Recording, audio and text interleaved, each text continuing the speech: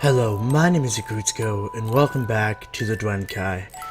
Last time we left off, we got into this huge fight with some kind of wolf dude that unfortunately we did not get to see, but regardless of that, we were still able to save Mr. Cassius here. So let's see where we're going to be heading on in this episode today, because I'm sure it's going to be just as interesting as it has been the last couple episodes. I sound very professional right now, but I'm really not. I'm a very unprofessional kind of dude. So, regardless of that, I bite my tongue again. This time on purpose, realizing I probably said too much.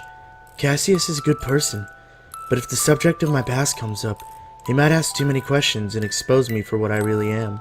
I need to be on my toes at all times if I want to stay safe. Ow. Jeez. Poor you. Hey, I'm not the one who had an entire body tossed at me. It's a miracle I didn't crack any of your ribs. At least, I don't think I did. Did I? Not as far as I can tell. Though it does hurt a little. Again, not your fault. At least you aren't too big. Oh, you're gonna figure... I gotta stop with this. Oh no, not that I'm calling you too small or anything. I mean, you haven't seen nothing yet. I've never seen anyone quite so afraid of offending someone before. It's a wonder that anyone who's ever tried coming in contact with him could possibly think he'd try to embarrass him on purpose. If anything, he was probably more embarrassed of himself than the wolf guy was. Well, I don't want to hold up whatever you originally came here to do, so I guess I'll let you go. I mean, no, we could hang out, or I guess not. My character doesn't feel like it, so whatever. Yeah, sure thing. I've got to get home and make dinner. But I'll see you tomorrow, right? Absolutely. See you later, then. Aw. He turns away with his basket in hand and takes maybe 3-4 steps before his cord ends up underfoot and stands up top. Oh, no, dude, come on. Get your life together. I offer him a hand, but he shakes his head and pushes himself back up again, swearing he's okay. We wave and part ways. Oh, jeez. Somebody's got to get that guy scrunchy. Yeah, no kidding. Wait, is this cord like almost like a tail? Wouldn't that not hurt him if you put it up too bad? Well, I guess he steps on it so often. It's a freaking miracle that he hasn't pulled it out of his head yet. Head. Saturday. Rekutsko, why didn't you tell me that you had a date today? I would have dressed you up real nice and trimmed your nails and done your hair and... That's exactly why I didn't tell you. Besides, it's not a date. I barely know the guy. I adjust the waistband of my clean jeans until they rest comfortably on my hips. It's not like I intended to sneak out of the house and escape the lady's inevitable questioning, but as it happens, my different hairstyle is what caught her attention. I almost always have it up in a messy short ponytail, but today I decided to let it hang loose. Why don't I get to see that? She asks if I was going somewhere special, and I blurted the truth without thinking about it. Boo. I doubt you'd be able to remember your own wedding day. You have no sense of romance. Come on, lady. You're gonna make me feel weird about it. I just want to be on friendly terms with the people on our street. And it's an excuse for Cassius to lead a new newcomer around the town a little. Right. Besides, inviting someone to the movies is like the ultimate rookie first date technique. It's cheap and easy and nobody actually has to be good at talking. If it were a date, I'd be pretty concerned about Cassius' confidence. To be honest with you, I kind of sort of agree with that sentiment. Like, that would probably be... Because I'm a very, very shy person. Like, regardless of what I do here on YouTube, obviously, you guys see a completely different side of me. But that's because, yes, we are interacting to a degree, but not face-to-face. When I'm face-to-face with someone, I'm usually a pretty awkward guy. Like, I don't know. Especially when I'm in, like, a state of, like, hey, I want to get to know you more. How you doing, baby? Like, that just doesn't work for me very well. It's not a good thing. I can't do it. It's awkward. And I'm a very weird person. Moving on. That's a weird way of looking at it. But I suppose Lady's been on way more dates than me. My dating experience points are few and far behind. I mean, same here. I could barely make friends with anyone growing up, let alone find someone willing to commit to me romantically. I never dwelled on it, though. Significant others are a big responsibility and I'm not sure to really just handle it yet. I've got enough on my plate. I mean, I've had my fair share of, like, boyfriends, girlfriends, whatever have you. Frickin'... I don't know. I feel like it's not as big of a deal as a lot of people make it out to be. But then again, that could just be me being pessimistic as usual. I'm dating an object head myself, though, so I might be a little biased towards them. Wait, you're what? I didn't know you were seeing someone. Oh, really? I could have sworn I told you. I pull up my mask long enough to put out my cheeks a lady. That's breaking the best friend code. You always tell your best friend when you're dating someone. Well, I've actually been seeing him for a few years. That's even worse! What the hell just happened to my voice? Shit! I frown even harder at her. I'm not actually that upset, but it's fun to tease her about something for once, rather than being on the receiving end of her teasing. Yeah, I can understand that.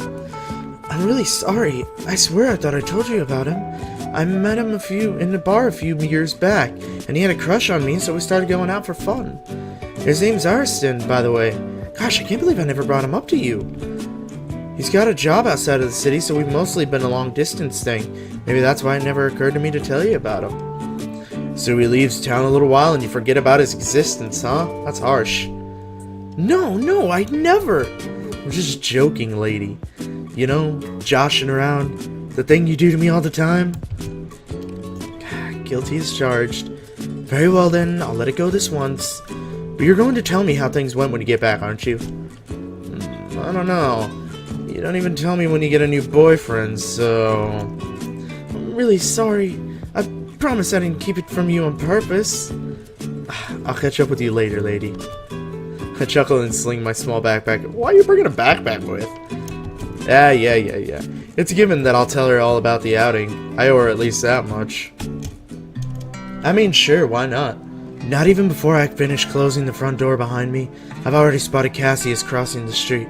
Between his broad, bright orange head and the loud colors he seems to be predisposed to wearing, it's quite easy to recognize from afar. I mean, that makes sense, though. If he weren't so short, I'd imagine he'd have no problem spotting a large crowd. He's like a tiny, multicolored lighthouse, hanging off a guiding light of neon orange. Aww. Good morning. Morning. Good timing. I was just about to head over to your house. I wasn't really clear on who was picking up who. Well, neither of us really has transportation, so I guess technically the bus guy is picking us up. I smiled and forced myself to laugh a little when I remember smiles are pointless with a mask on. I wonder if Cassius ever wishes that he could smile. I've picked up by now that his exaggerated body language is sort of like sign language, and means by which to physically emote when his voice isn't quite enough. I mean, and they've really showed that out through this game too, just how his expressions are, which is really, really cool to kind of get that still image of an expression, especially for someone that's an object head. I might have to copy that habit if I'm going to get used to having my face essentially gone all the time. Wait, the bus? I was under the impression that you wanted to avoid the bus. Did something change? He rubs the back of his head and I suddenly remember the spot where he hurt himself during the scuffle with that jerk classmate of his. Dad got really mad at me for hurting myself, and he told me to take it easy this week. I opened my mouth to protest and said that it wasn't Cassius' fault that harm had come to him, but it's probably pointless to argue with his parent vicariously through him. I shake my head instead and do my best to sound reassuring. That's fine. I don't mind. Your dad is probably right about taking it easy. I'd hate for you to strain yourself. Let's get to the bus stop then. Yeah. We walk side by side in silence for a while. The interlude gives me time to appreciate the nice weather, the calm that seems to characterize our street at all times, the sound of the wind gently stirring in the leaves on the trees. Is that how leaves sound? If I were an artist, this would be the perfect place to set up an easel and paint for hours. There's no distractions, no unnecessary noise. It's nice. I suppose it'd be a learning to an artist of the musical persuasion, too. How long have you been living here, Cassius? How long? Good question. Maybe since I was 10 or 11? I was young, but not too young. I remember being really scared to leave our old neighborhood. Oh, I see. So you pretty much grew up here, huh? What do you think of it? Well, considering I'd only ever lived in one other place before moving here, I don't have a lot to compare it to. But if I had to describe it, I'd say it's He fidgets and angles his head away from me with a slight tilt of his thin, white neck. Man, do his neck muscles ever get tired? I noticed that too. He does have a really, really thin neck. How does it connect? I can't. It's kind of lonely. Really? What makes you say that? I don't know. Maybe it's because most of the people living here are adults with jobs. I've never had anyone my age to hang out with. He looks back at me, giving me a once-over. Takes me a moment to realize that he's probably trying to figure out how old I am. I'm 21, so just a few years older than you. He seems satisfied with this answer, and he claps his hands together and his tone brightens. That's nice. I know we just met, but you're the first person I felt like I could talk to normally here. Everyone else is too different from me. The comment startles me a little. He has no clue that he's likening himself to a human. The lady is very nice, but she always has a lot going on, and I feel like I can't relate to her. She's too mature for me. I don't consider myself all that mature, so I can sort of relate to him on that front, even though I don't have much trouble talking with Lady regardless of the massive age gap. Seriously, better not let Lady hear you say that shit. Then, aside from her, we have a shut-in, another guy addicted to work, a creep, and a robot. And I tried to befriend the robot. In fact, I really wanted to be friends with him. Why didn't it work? He's a lot harder to talk to than I thought he'd be. That is, he's kind of intimidating. I'll say. But I don't say so, because that'd be rude. Raphael isn't a bad robot, but he's definitely got an edge to him that makes him tough to crack. There is something kind of imposing about him. He's interesting, though. He is. I thought he'd understand me, though. It's part of why I wanted to befriend him so much. Understand you? Like a second language you speak? Oh, no. I mean, people treat object heads like robots pretty often, you know? They think that just because our heads aren't made of organic matter, that the rest of us must be the same. Like our minds and souls. This is news to me. But admittedly, I've never thought about the anatomy of an object head before I met Cassius. I always kind of assumed they had oil for blood and metal bars for bone, and, well, thought they were like robots. So I guess I'm not the only one. But I try to hide my confusion from Cassius. I'm sure the last thing he needs is yet another person making incorrect assumptions about him. But, as it turns out, the robot was definitely not built for casual conversation. He kept taking everything I said really literally, and it made it hard to get anywhere. I don't think he understood me at all. I allow myself a lopsided grin, knowing from first hand what challenge Raphael can make to be small talk with. Wow, I said that really fucked up. Shut up, phone!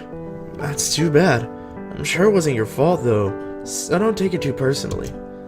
Yeah. What about your family? Do you have any siblings? Cassius' entire body tenses at the very word, and I find myself regretting I question immediately. You'd think I, of all people, would know not to ask an acquaintance about their home situation, but nope. There I go, flabbing my dumb mouth again. Sorry, you don't have to answer that if you don't want to. It's fine. I'm a single child. He pauses and I give him wide berth in case he decides to follow up with a dangling response. Luckily, or unfortunately, the arrival of our bus interrupts that thought. Once we boarded and settled in for the trip, neither of us bothered picking up from where we left off. Probably for the best. Jeez, way to put your foot in your mouth, you freaking jerk. The bus drops us off at the heart of town where all the real shopping culture is at. Cassius points out which buildings are new and which buildings have been around since his childhood.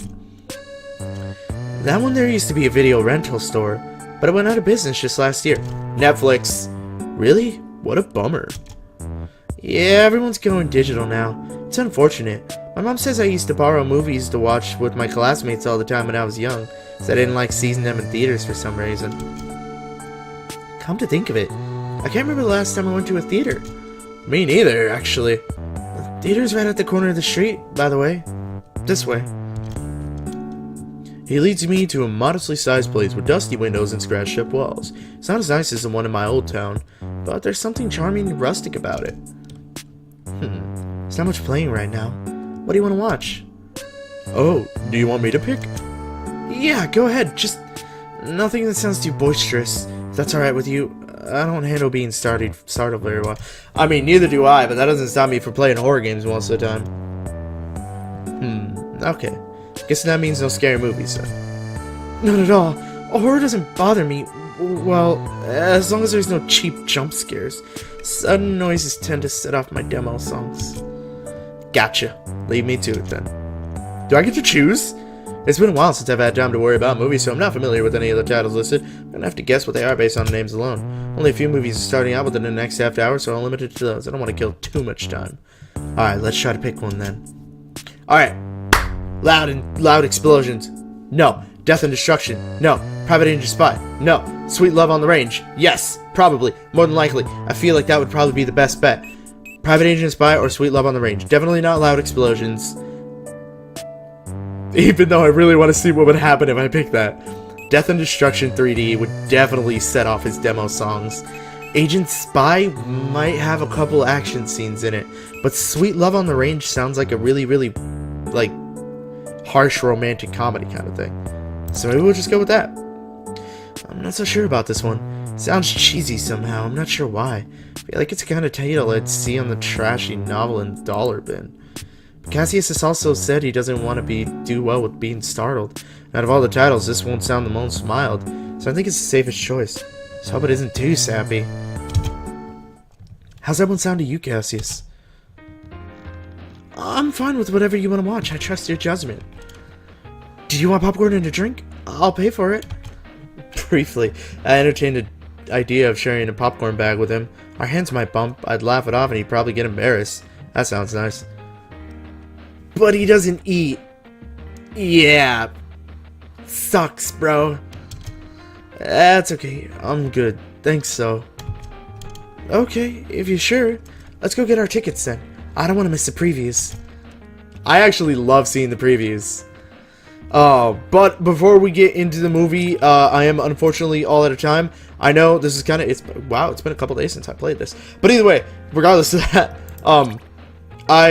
I don't want to get too far into this right now, because otherwise it's going to be an extremely long episode, and I don't want it to be that way. So, I'm going to go ahead and end it here, and we will see what's going to happen in the theater next time, in the next part. So, thank you very much for watching. Really appreciate it. Please click on that little icon down below me. That is going to lead you to subscribe to the channel if you want to get these delivered straight to your doorstep, as usual. And click the links off to the side for those videos. Those are going to lead you to some extra content that I've been doing and all that good stuff. So, I'll see you later. Peace out.